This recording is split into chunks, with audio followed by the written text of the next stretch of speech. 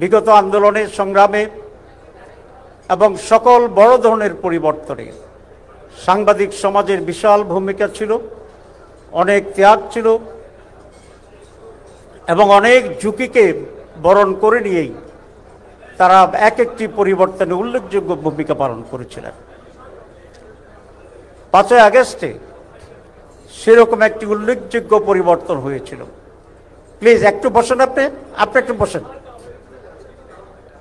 কিন্তু আমাদের দুর্ভাগ্য হচ্ছে এই,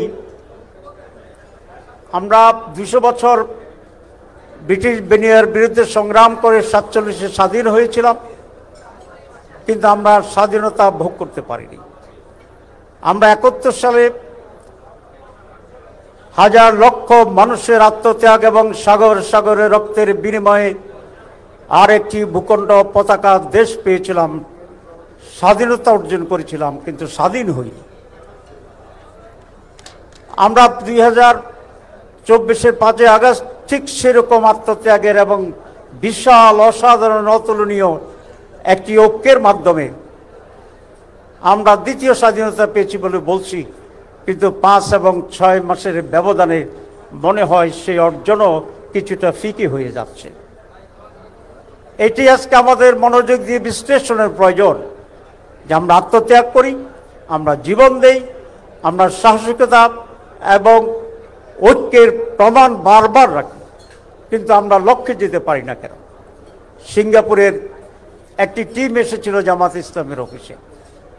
আমি জিজ্ঞাসা করেছিলাম, সিঙ্গাপুরে যে স্মল সিটি স্টেট, যে তোমরা এত অল্প সময় 67-র পরে তোমরা এত উন্নত হলে কি করে? খুব সিম্পল জবাব দিয়েছিল যে আমাদের সৌভাগ্য যে আমরা একটি সৎ এবং যোগ্য নেতৃত্ব পেয়েছিলেন, নেতা পেয়েছিলেন, আপনারা সাংবাদিকরা জানেন, তার নাম লি কুইন। আর তার বিপরীতে আমরা বারবার রক্ত জীবন দিয়ে ব্যর্থ হই কেন? কারণ আমাদের দুর্ভাগ্য হচ্ছে আমরা অসৎ এবং কম যোগ্য নেতৃত্ব দ্বারা বারবার প্রতারিত হয়েছে এবং পরিচালিত হয়েছে।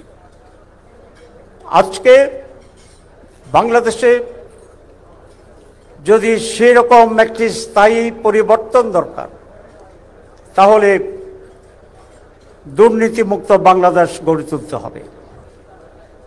সেই জন্য বাংলাদেশের স্বাধীনতার সার্বভৌমত্বের ব্যাপারে আপসহীন ঐক্য থাকতে হবে।